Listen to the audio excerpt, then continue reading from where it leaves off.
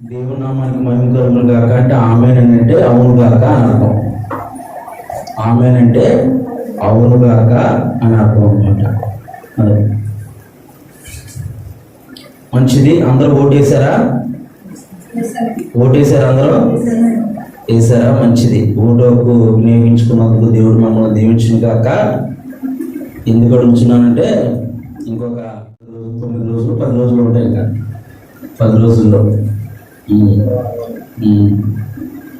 మరి దేవుడు ఎవరిని ఎన్నుకుంటాడో, దేవుడు ఎవరికి అధికారాన్ని ఇస్తాడో చూద్దాం. దేవుడు కృపను గురించి. ఎందుకంటే మన రాష్ట్ర పరిస్థితి, మన దేశ పరిస్థితి చాలా భయంకరమైన పరిస్థితుల్లో మనం ఉన్నాం. భయంకరమైన స్థితిలో మనం ఉన్నాం. మరి ముఖ్యంగా క్రైస్తవ సమాజం మీద పడుతున్నారు. అందరూ ఎవరి మీద పడుతున్నారు?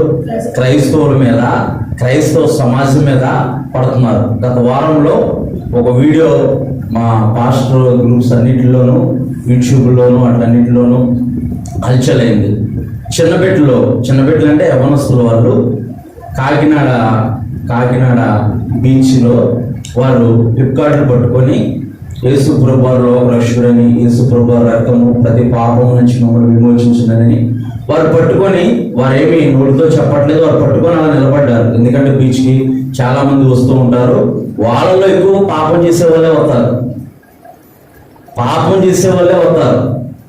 మేము రంపచోడవరం ప్రాంతం వెళ్తున్నాం. రంపచోడవరం ప్రాంతం దాటి మేము సువార్త పని నిమిత్తం వెళ్తూ ఉంటాం. మేము వెళ్తున్నప్పుడు రంపచోడవరం దాటిన తర్వాత, ఊరు దాటిపోయిన తర్వాత ఒక వంతెనలాగా ఉందన్నమాట. చిన్న వంతెనలాగా ఉంది.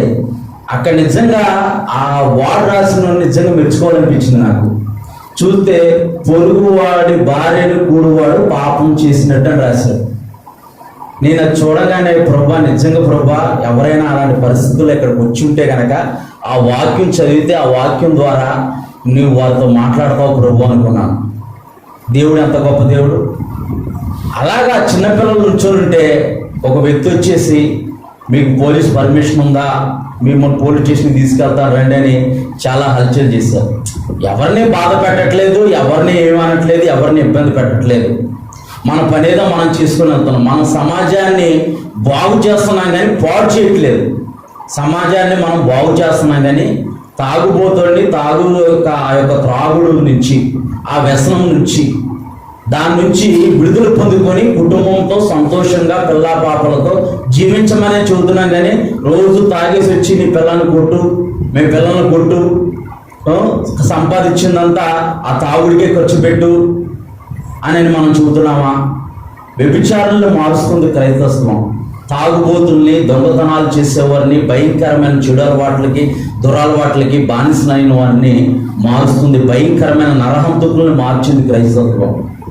అలాంటి భయంకరమైన పరిస్థితుల్లో మనం ఉన్నాం. ఓటు వేసామని అన్నది కాదు, కానీ మనము ఓటు వేయకముందు ప్రార్థన చేయాలి, ఓటు వేసిన తర్వాత కూడా ప్రార్థన చేసేవారిగా మనం ఉండాలి. మన బాధ్యత.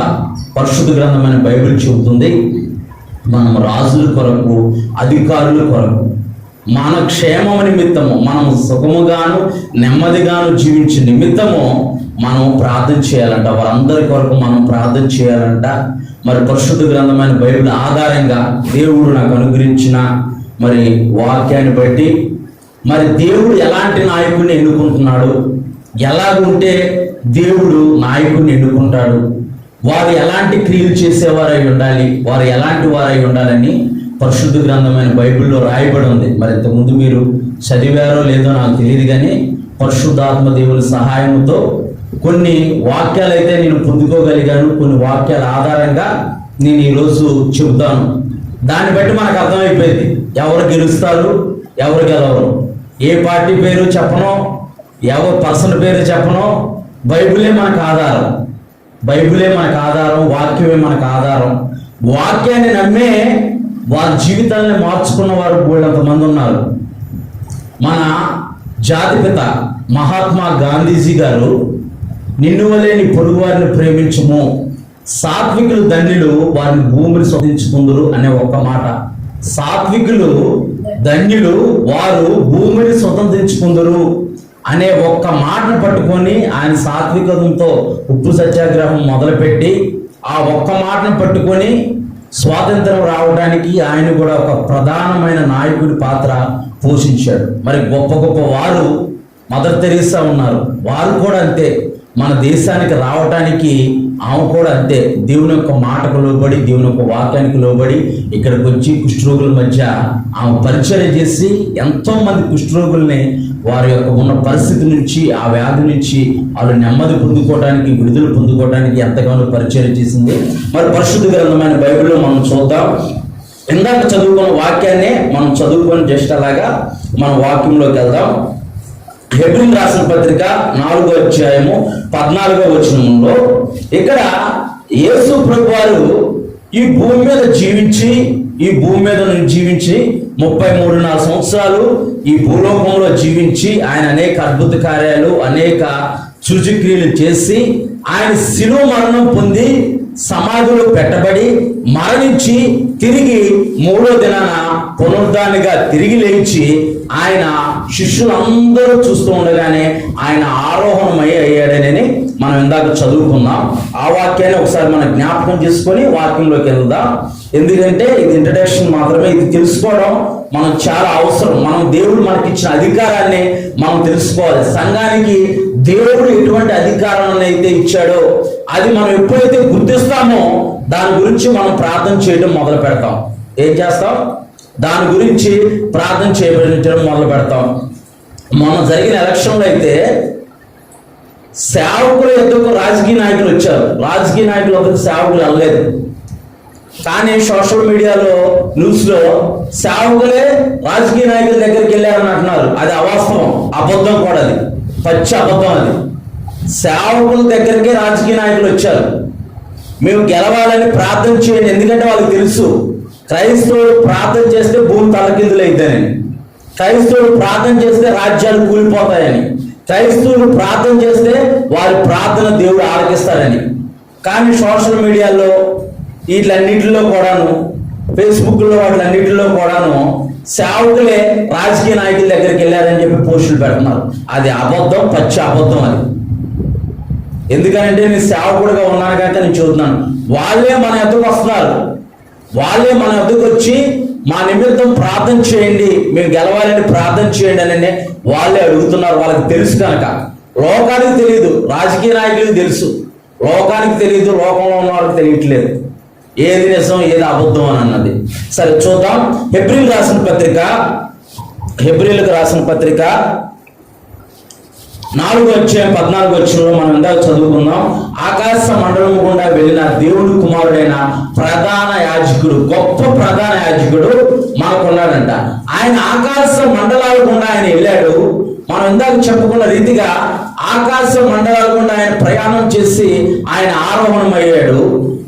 అనేక మంది బైబిల్ పండితులు, అనేక మంది బైబిల్ స్కాలర్స్ 3 ఆకాశాలు ఉన్నాయంటున్నారు, 7 ఆకాశాలు ఉన్నాయి. ఎన్ని ఆకాశాలు ఉన్నా సరే ఆయన ఆకాశ మండలం గుండా ఆయన వెళ్ళి ఎఫెసీయులకు రాసిన పత్రిక 1వ అధ్యాయము 20 నుంచి 23 వరకు ఆయన మృతుల్లో నుండి ఆది సంభూతునిగా లేచాడు. ఎలాగంట? మృతుల్లో నుండి ఆది సంభూతునిగా లేచి సమస్తమైన ఆధిపత్యం కంటేను, అధికారం కంటేను, శక్తి కంటేను, ప్రభుత్వముల కంటేను ఈ యుగమందు మాత్రమే కాక రాబోయే యుగమునందు పేరు పొందిన ప్రతి నామం కంటేను ఎంతో హెచ్చుగా పరలోకమునందు ఆయన తన తండ్రి కుడిపారుసిన కూర్చొని ఉన్నాడు. మరియు సమస్తము ఆయన పాదముల కింద ఉంచి సమస్తమును పైన ఆయనను సంఘమునకు శిరస్సుగా నియమించును. సమస్తం ఎవరి పాదాల కింద ఉందంట? ఎలా చూడాలి? సమస్తం ఎవరి పాదాల కింద ఉందంట? సంఘం పాదాల కింద ఉంది. సమస్తము ఎక్కడికి రావాలి? సంఘం పాదాల దగ్గరికి రావాలి. సమస్తము, లోకంలో ఉన్న సమస్తము సంఘం పాదాల దగ్గరికి రావాలి. ఇక్కడ అదే దేవుని యొక్క వాక్యం చూపుతుంది. ఆయనను తన కుడిపార్శ్వమున కూర్చొని పెట్టుకుని ఉన్నాడు. మరియు సమస్తమును ఆయన పాదముల కింద ఉంచి సమస్తము పైన ఆయనను సంఘములకు శిరస్సుగా నియమించును. ఆ సంఘము ఆయన శరీరము. సంఘము ఎవరి శరీరము? యేసు ప్రభువారి శరీరము. మనందరం అవయవము, మనందరం ఒక శరీరము, మనందరం సహోదరులు, మనందరం ఒక శరీరము. ఆయన శరీరము సమస్తమును పూర్తిగా నింపుచున్న వాని యొక్క సంపూర్ణత ఉంది. ఆయన తన సంపూర్ణతతో మనం నింపుతున్నాడు. ఆయన సంపూర్ణతలోకి మనం మారాలని ఆయన ఆకాశ మండలం గుండా ప్రవేశించి ఈ యుగ సంబంధమైన దేవత సాతాను యొక్క అధికారాన్ని శిలువ రక్తం ద్వారా నిర్వీర్యం చేసి, శిలువ రక్తం ద్వారా ఆయన జయించి, ఆయన మృతుల్లో నుండి ఆది సంబుద్ధుడిగా లెగిచి, ఆయన అన్ని నామముల కంటే పైనామంగా పరలోకమందు తండ్రి కుడి పార్శ్వన ఆసీనుడై ఉన్నాడు. నిజమైన సింహాసనం అంటే అది, నిజమైన అధికారాన్ని అంటే అది. ఆ అధికారాన్ని దేవుడు మనకు అనుగ్రహించాడు, సంఘానికి అనుగ్రహించాడు. పాతాళ లోకం యొక్క ద్వారములు సంఘం ఎదుట నిలవనేరవు.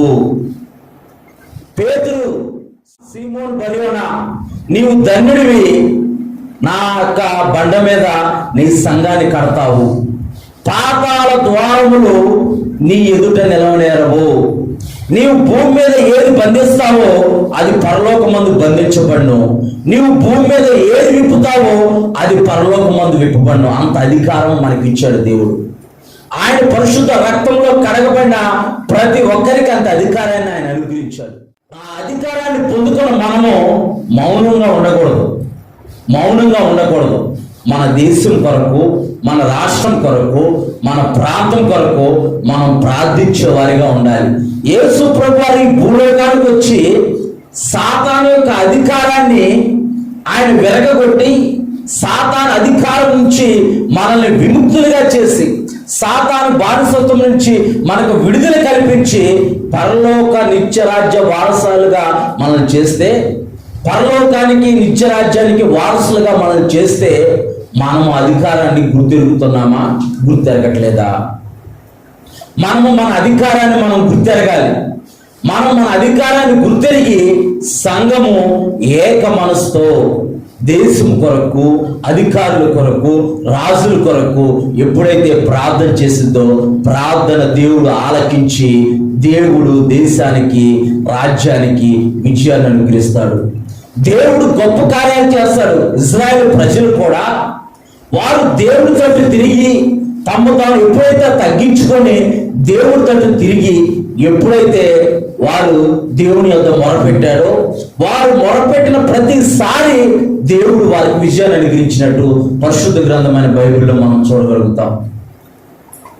వారు చెడిపోయి, వారు అవినీతి పరులై, వారు అక్రమం చేసేవారయ్యండి, మళ్ళీ దేవుడి ప్రవక్తల ద్వారా హెచ్చరించబడినప్పుడు మళ్ళీ వారు దేవుడి తట్టు మనసు తిప్పితే దేవుడు వారి ఎందుకు కనికరం చూపించి దేవుడు మళ్ళీ వారికి మంచి రాజ్యాన్ని అనుగ్రహించి, రాజ్యం చుట్టూరు ఆయన కంచి వేసి ఆ రాజ్యంలో నెమ్మది ఉండేటట్టు, ఆ రాజ్యంలో శాంతి సమాధానం ఉండేటట్టు దేవుడు శాంతిని నెలకొల్పి మంచి సుపరిపాలన దేవుడు అనుగ్రహించాడు.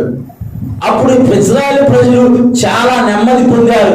ఇజ్రాయేల్ ప్రజలు 40 సంవత్సరాలు నెమ్మది కలిగి ఎన్ని సంవత్సరాలు? 40 సంవత్సరాలు నెమ్మది కలిగి జీవించారు. పరిశుద్ధ గ్రంథమైన బైబిల్లో ఉంది. ఇప్పుడున్న పరిస్థితుల్లో నెమ్మది లేని వాళ్ళు ఎవరు ఉన్నారంటే క్రైస్తవులకే నెమ్మది లేదు. బైబిల్ పట్టుకొని వెళ్తున్నా సరే నెమ్మది లేదు, రోడ్డు మీద నడుస్తున్నా సరే నెమ్మది లేదు, ఇరుగు పొరుగు వారితో నెమ్మది లేదు, బంధువులతో నెమ్మది లేదు.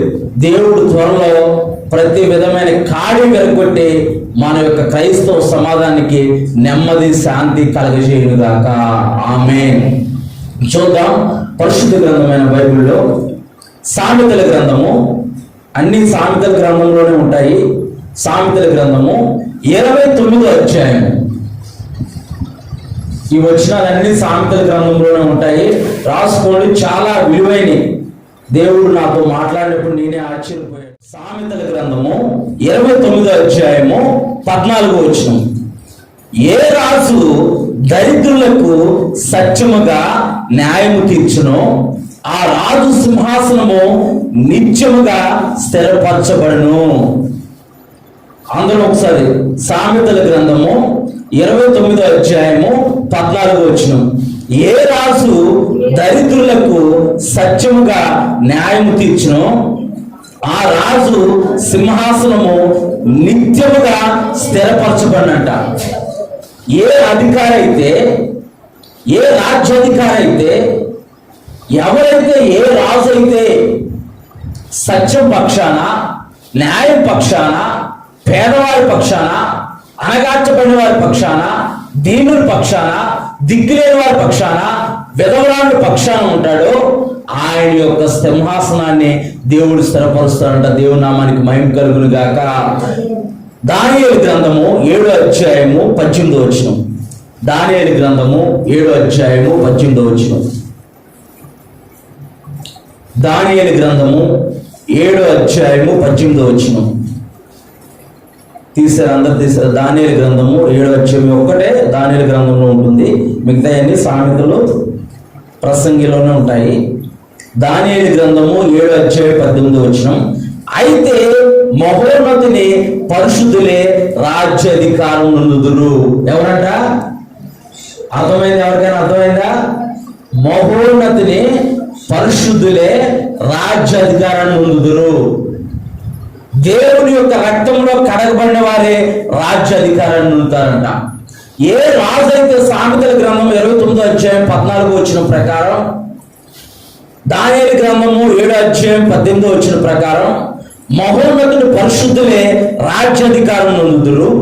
ఏ రాజు దరిద్రుల పక్షాన, న్యాయం పక్షాన, దిక్కులేని వారి పక్షాన, దీనుల పక్షాన, అణగార్చబడిన వారి పక్షాన ఏ రాజు అయితే ఉంటాడో ఆ రాజు సింహాసనాన్ని దేవుడు స్థిరపరుస్తాడంట. పరిశుద్ధ గ్రంథమైన బైబిల్లో రాజుల గ్రంథంలో మనము దావీదును చూసుకుంటే, దావీదు చాలా నీతిగా, న్యాయంగా ఆయన పరిపాలన చేశాడు. ఆయన పరిపాలన చేసిన తర్వాత ఆయన తనంతరము తన పిల్లలు కూడా కొంతమంది రాజ్యాధికారాన్ని పొందుకోవాలనుకున్నాడు. కానీ దేవుడు వారెవ్వరికి రాజ్యాధికారాన్ని అనుగ్రహించకుండా దావీదుకు బెర్షెబాకు పుట్టిన కుమారుడైన సొలొమోనుకు మాత్రమే రాజ్యాధికారాన్ని అనుగ్రహించేవాడు. సొలొమోను చిన్న వయసులోనే రాజ్యాధికారాన్ని పొందుకొని సొలొమోను అంటున్నాడు, ప్రభువా, ఈ ప్రజలకు న్యాయం తీర్చాలి, నేను ఈ ప్రజల పక్షాన్ని నేను ఉండాలి, ఈ ప్రజలు చాలా ఇబ్బందుల్లో, కష్టాల్లో, వేదనలో ఉన్నారు, వారికి న్యాయం తీర్చాలంటే నాకు జ్ఞానం కావాలి అని చెప్పేసి దేవుని వద్ద మొరపెడుతుంటే దేవుడే సొలొమోను దర్శించి అడిగాడు, నీకేం కావాలి సొలొమోను అని అంటే, నాకు ప్రజలకు న్యాయం తీర్చడానికి జ్ఞానం కావాలని అడిగితే దేవుడు జ్ఞానాన్ని అనుగ్రహించి జ్ఞానంతో పాటు ఘనతను, ఐశ్వర్యాన్ని కూడా అనుగ్రహించాడంట. దేవుని నామానికి మహిమ కలుగును గాక. ఎందుకంటే ప్రజల పక్షాన ఉండాలి. నేను చేసే ఆ యొక్క రాజనీతిలో ఎటువంటి దోషము ఉండకూడదు, ఎటువంటి చెడుకి అవకాశం ఉండకూడదు, నేను నీతి తప్పకూడదు అని చెప్పి దేవుని దగ్గర మొరపెట్టి దేవుని దగ్గర నుంచి జ్ఞానం పొందుకొని సొలొమోను మంచి పరిపాలన చేశాడు. సొలొమోను తర్వాత తన కుమారుడు రాజ్యాధికారాన్ని పొందాడు. అక్కడితో రాజ్యము పతనం అవడం ప్రారంభమైంది. దేవుని నామానికి మహిమ కలుగును గాక.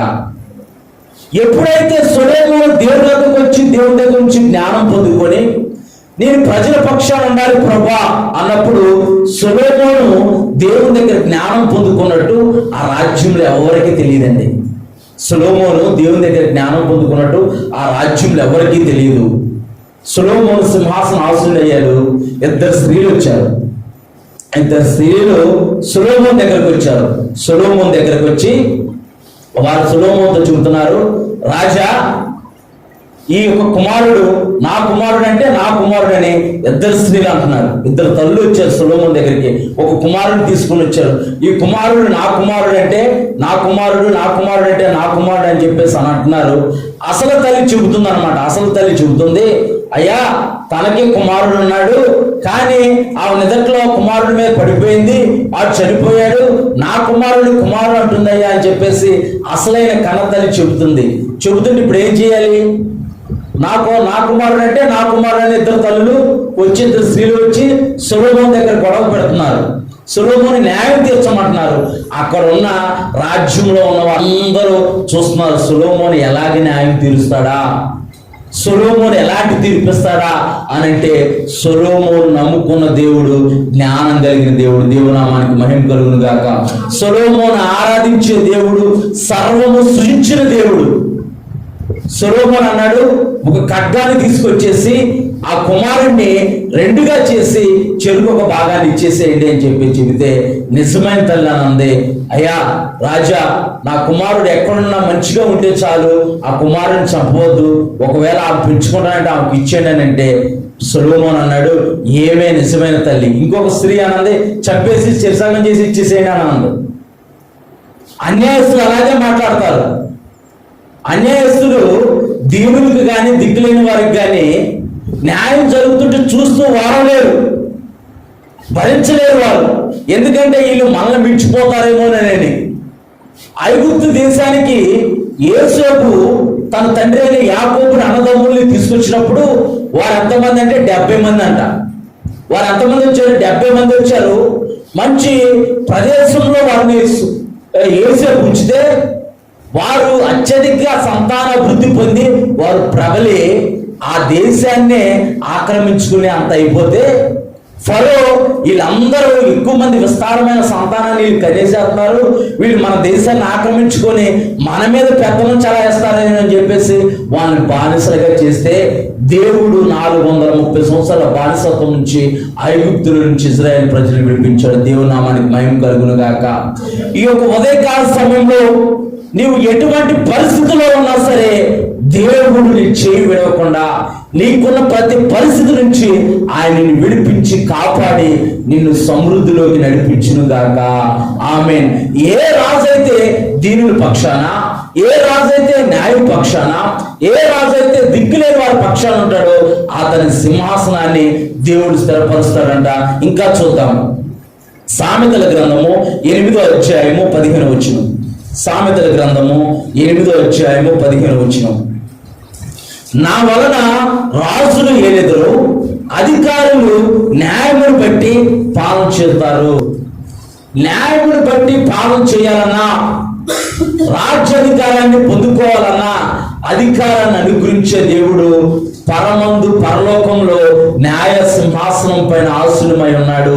ఆయనే ఈ లోకానికి రాజుల్ని అధికారుల్ని అనుగ్రహించే దేవుడు.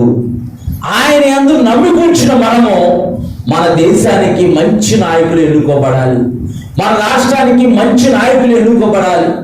రాబోతున్న ఈ ఎలక్షన్ రిజల్ట్స్ లో దేవుడు న్యాయవంతుల పక్షాన, దేవుడు న్యాయం పక్షాన ఉండేటట్టు మనందరము ప్రార్థన చేయవలసిన బాధ్యత మనందరి పైన ఉంది.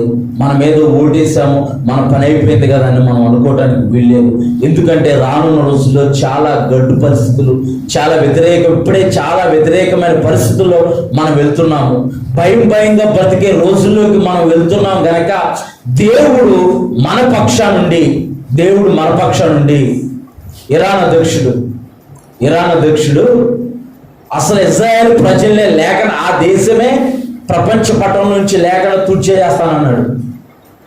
ఆయనే లేఖన ఆకాశంలో తుడిచిపెట్టుకుని పోయాడు. ఇజ్రాయేల్ ప్రజల్ని లేకుండా, యూదుని లేకుండా చేసేస్తానని ఇరాన్ అధ్యక్షుడు ప్రగల్భాలు పలికాడు, గర్వంగా మాట్లాడాడు. ఆకాశంలోనే పోయాడు, అంతే. ఇంకా అడ్రస్ కూడా లేదు.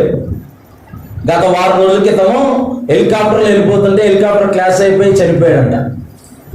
దేవుడికి వ్యతిరేకంగా, క్రైస్తవులకు వ్యతిరేకంగా నిలబడిన ఏ ఆయుధము వర్దలదు. దేవుని నామానికి మహిమ కలుగును గాక.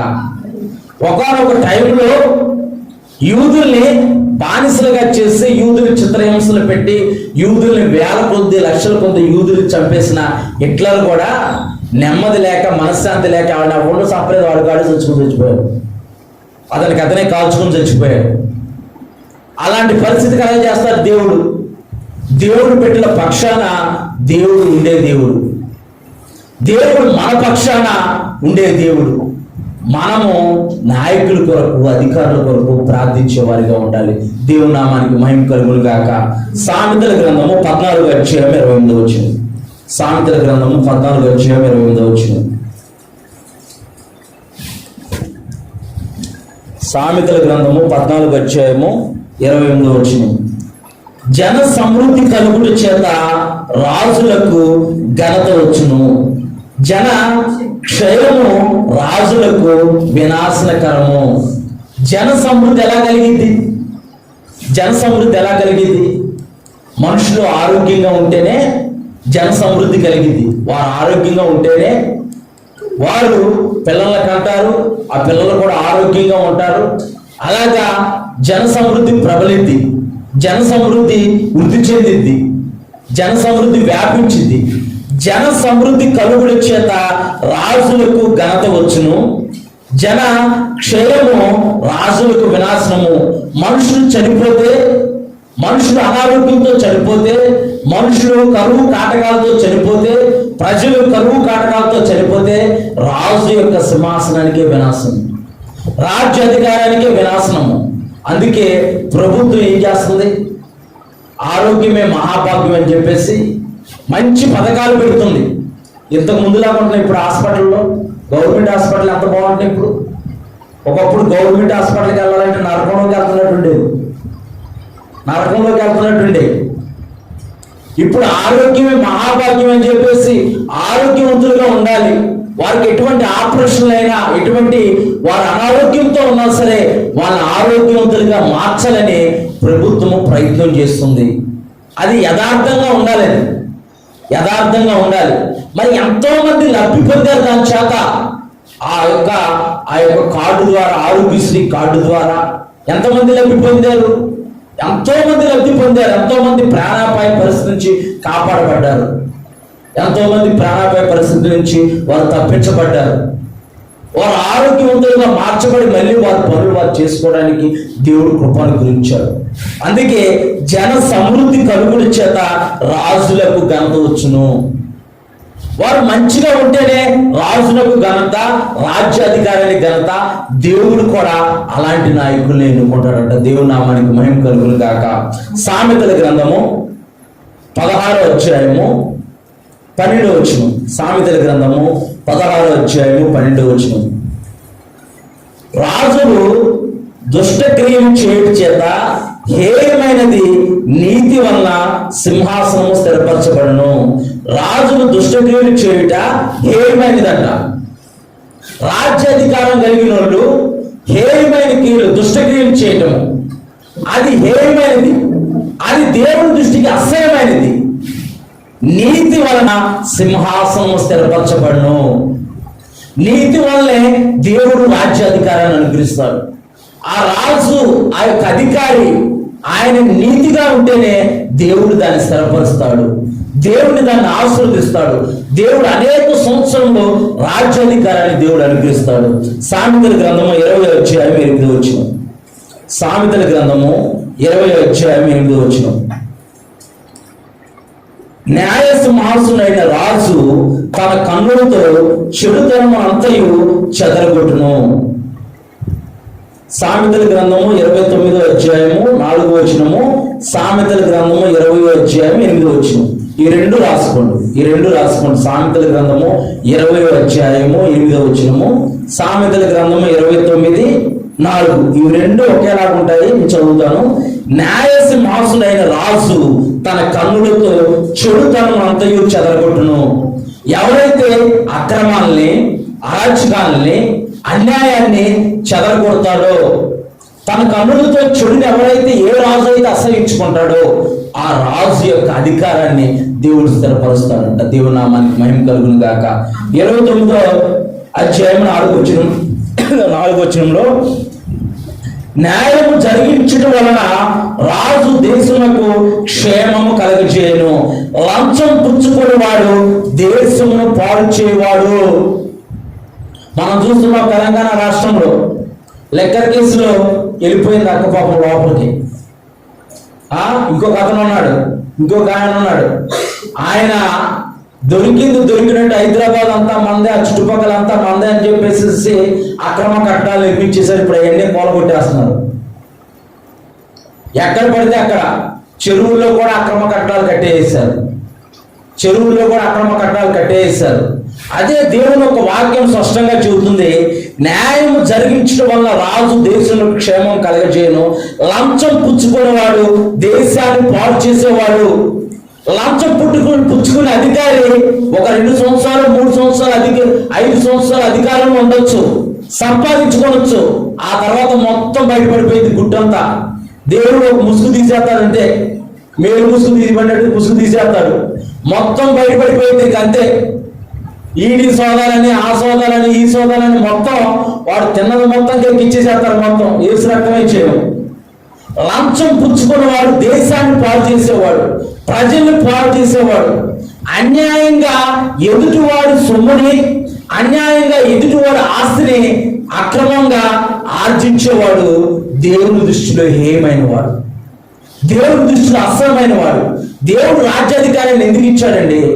ప్రజల పక్షాన, దేవుని పక్షాన, దిక్కులేని వారి పక్షాన ఆయన నిలబడతాడని, వారి పక్షాన్ని న్యాయంగా పరిపాలన చేస్తాడని, దేవుడికి ప్రజలకి మధ్య ఒక ప్రతినిధిగా ఉండి పరిపాలన చేస్తాడని చెప్పేసి రాజ్యాధికారాలు ఇస్తే, దొరికిందల్లా దోచుకోండి అనే నినాదంతో ఎక్కడ పడితే అక్కడ అక్రమాల కట్టడాలు కట్టేయటం, ఎక్కడ పడితే అక్కడ లంచాలు పుచ్చేసుకోవటం. వాళ్ళందరూ ఏమవుతున్నారు? మనం అనుకుంటున్నాం, అయ్యో అయ్యో అయ్యో పాపం, అయ్యో జైల్లో పెట్టారా, జైల్లో పెట్టారా అంటాం. జైల్లో ఉత్తికే పెడతారా? జైలుకు ఉత్తికే తీసుకెళ్తారా? సరదానా వాళ్ళకి ఏమన్నా జైలుకు ఉత్తికి తీసుకెళ్తారని అధికారులకి? వాళ్ళు ఏ దోషమో లేకపోతే వాళ్ళు జైలుకి ఎందుకు వెళ్తారు? కొంతమంది ఒక్కోసారి, న్యాయంగా నిలబడిన వాళ్ళు కూడా ఒక్కోసారి వెళ్తారు. కానీ యథార్థంగా చూస్తే వారు లంచాలు పుచ్చుకొని దేవుని యొక్క ప్రజల పక్షాన వారు నిలబడకుండా అవినీతి పరులుగా ఉంటే అలాంటి వారికి రాజ్యాధికారం అనుగ్రహించబడదు. దేవుని నామానికి మహిమ కలుగును గాక. అలాంటి వారికి దేవుడు రాజ్యాధికారాన్ని ఇవ్వడు. ఎవరైతే న్యాయంగా ప్రవర్తిస్తారో, ఎవరైతే ప్రజల పక్షాన ఉంటారో దేవుడు అలాంటి వారికి రాజ్యాధికారాన్ని అనుగ్రహిస్తాడంట. ఇంకా చూద్దాం, సామెతల గ్రంథము 21వ అధ్యాయము, సామెతల గ్రంథము 21వ అధ్యాయము 1వ వచనం. సామెతల గ్రంథము 21వ అధ్యాయము 1వ వచనం.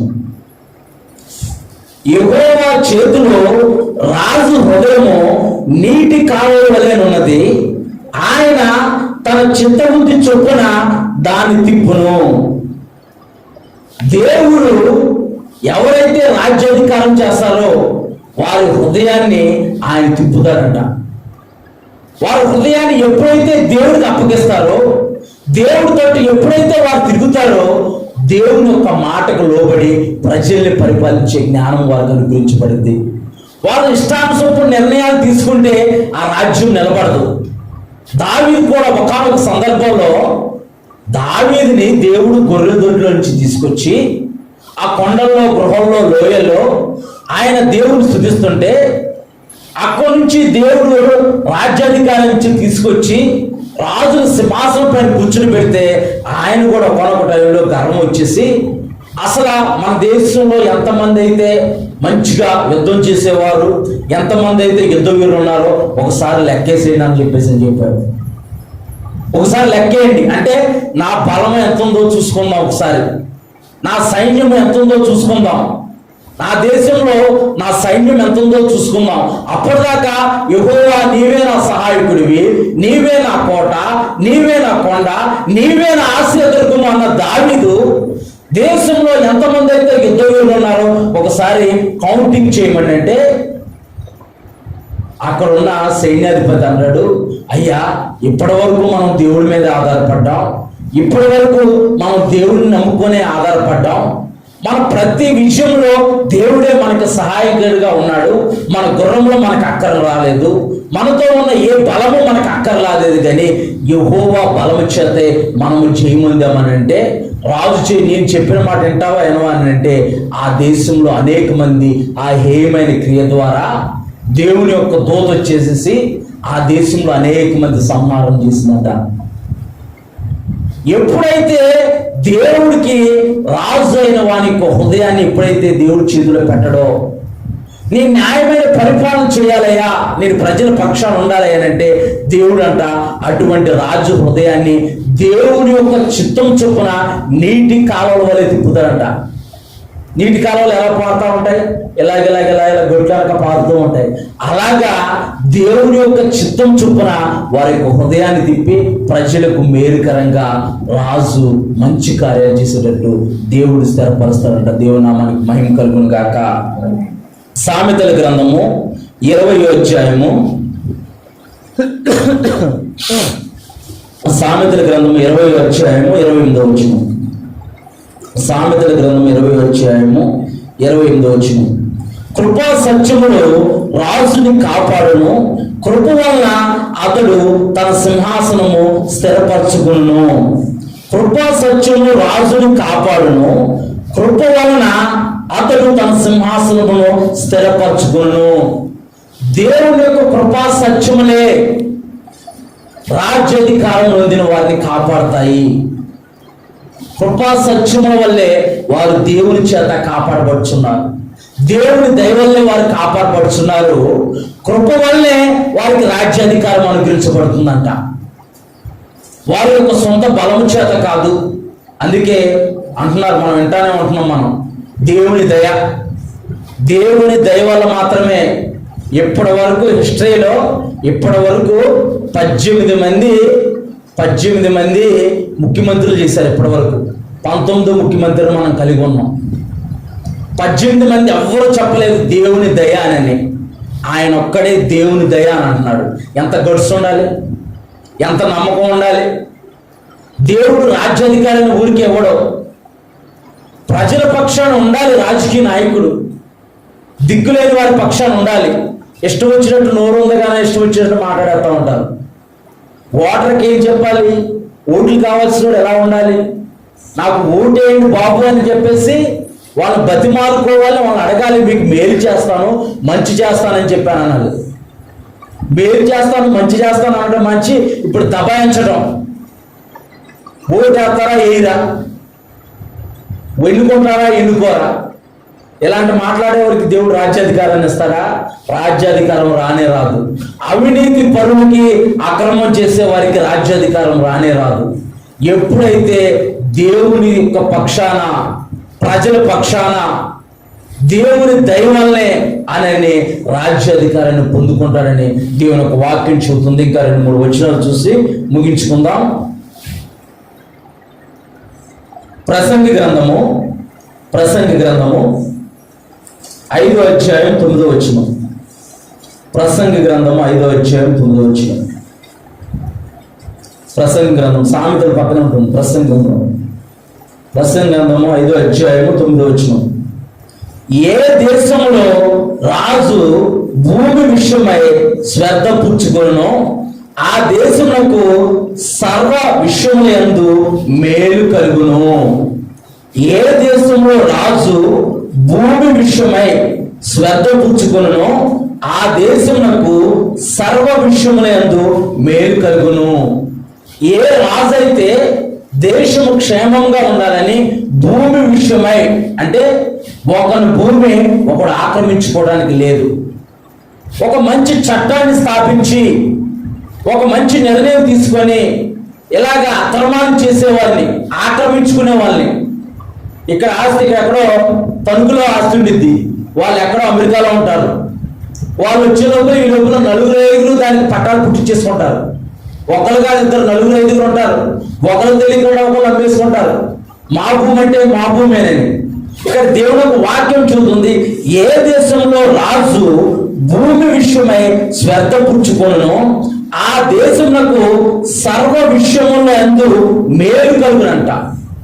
భూమి విషయంలో శ్రద్ధ కలగాలి, భూమి విషయంలో మంచి చట్టాలు రూపొందించాలి, రైతులకు మేలు చేయాలి, పంటలు బాగా పండటానికి అనుకూలమైన పరిస్థితులు కలగచేయాలి, రైతులకు ప్రాధాన్యత ఇవ్వాలి. మన దేశంలో చూసుకుంటే గత కొద్ది సంవత్సరాల్లో రైతులందరూ మాకు మేలు జరగాలి, మాకు మంచి చేయండి అని అంటే వాళ్ళందరినీ లాఠీల చేత, పోలీసుల చేత చితకొట్టించింది దేశం. రైతు లేకపోతే దేశమే లేదు. ఒక రైతు తన కష్టం చేత తన కుటుంబాన్ని కూడా పక్కన పెట్టి రాత్రనక పగలనక పంటలు పండిస్తే ఆ పంటకు మంచి గిట్టుబాటు ధర రాపోయినా సరే, అకాల వర్షం ద్వారా పంట పాడైపోయినా సరే, మళ్ళీ అదే వృత్తిగా ఆయనకి ఆరోగ్యం బాగున్నా బాగోలేకపోయినా సరే పంటలేసి పండిస్తుంటే నష్టం వచ్చినా అలాగే ఓర్చుకుంటుంటే దేశము ఏం చేసిందనంటే రైతుల్ని కొట్టించింది, రైతుల్ని జైల్లో పెట్టింది. మరి ముఖ్యంగా మన ఆంధ్రప్రదేశ్కి అన్యాయం జరిగింది. మన ఆంధ్రప్రదేశ్కి అన్యాయం జరిగింది. 2 ప్రాంతాలకు బాగా అన్యాయం జరిగింది. ఒకటి ఏంటంటే అమరావతి ప్రాంతం. అమరావతి ప్రాంతం పచ్చని పొలాలు, అవి పచ్చని పొలాలు, 2 పంటలు 3 పంటలు పండే పొలాలు, పచ్చని పొలాలు అవి. ఆ యొక్క కృష్ణానది కరకట్ట పక్కన ఉన్న ఆ యొక్క విజయవాడ దగ్గర నుంచి ఆ యొక్క తుళ్ళూరు దాటే వరకు కూడా పచ్చని పొలాలు, అరటి తోటలో, అక్కడ అరటి తోటలో, దొండకాయ తోటలో, సొరకాయ తోటలో, క్యారెట్ పండించేవాళ్ళు, వరి పండించేవాళ్ళు. ఒక 60 అడుగుల లోతులోనే నీరు పడేది, 60 అడుగుల లోతులోనే నీరు పడేది. అలాంటి పచ్చని పొలాలు తీసివేసి రాజధాని చేయడం అనేది న్యాయమా?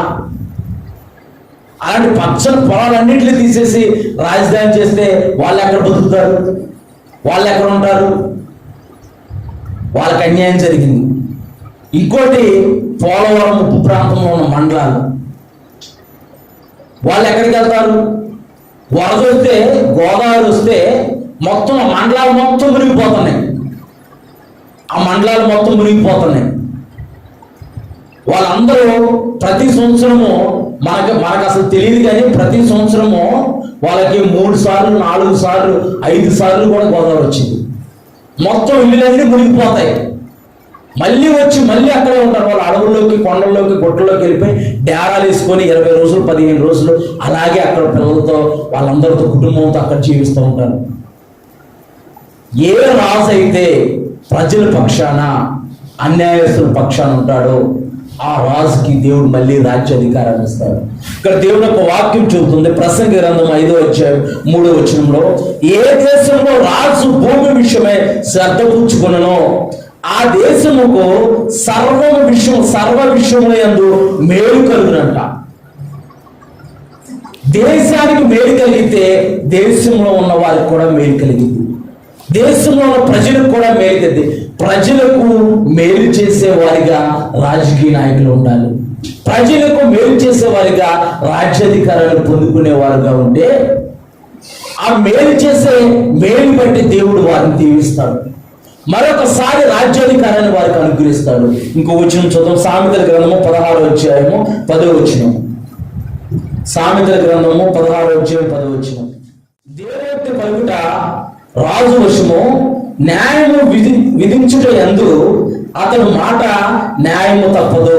న్యాయము తప్పేవాడిగా ఉండకూడదు. అంటే మాట ఇచ్చి నెరవేర్చేవాడిగా ఉండాలి. అందరిలో చూడాలి. మాట ఇచ్చి నేను ప్రజలకి ఇది చేస్తాను, దేశానికి ఇది చేస్తానంటే అది చేసి చూపించాలి.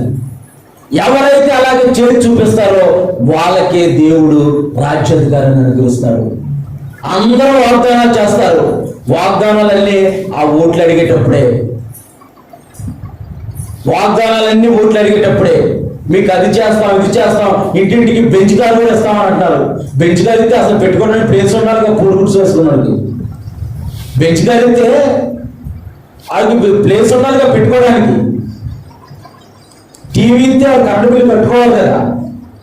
ఇవన్నీ అబద్ధ కల్పనలు, అబద్ధాల మాటలు. ఇవన్నీ మనుషులకు మేలు జరగాలి, కుటుంబానికి మేలు జరగాలి, వ్యక్తులకు మేలు జరగాలి.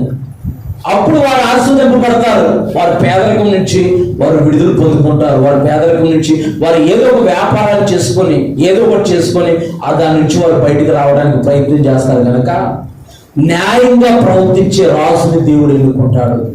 న్యాయం పక్షాన నుండి మాట తప్పని రాజు అయితే ఎవరైతే ఉన్నారో దేవుడు ఆ రాజుకి రాజ్యాలను అనుగ్రహిస్తాడు. దేవుడు అలాంటి రాజుని మన ఆంధ్రప్రదేశ్కి, మన దేశానికి అనుగ్రహించేటు గాక. దేవుని యొక్క నామానికి మహిమ కలుగును గాక. అందరం ప్రార్థన చేద్దాం.